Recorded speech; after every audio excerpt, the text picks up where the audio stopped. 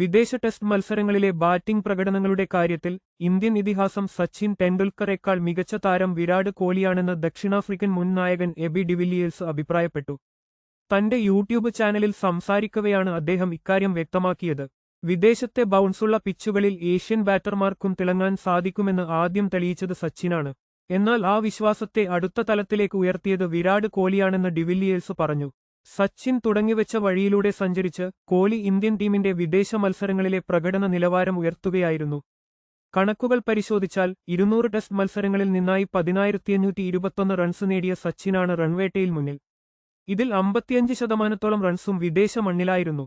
അതേസമയം 123 ടെസ്റ്റുകളിൽ നിന്ന് 5000-ലധികം റൺസാണ് കോഹ്ലി വിദേശത്ത് നേടിയിട്ടുള്ളത്.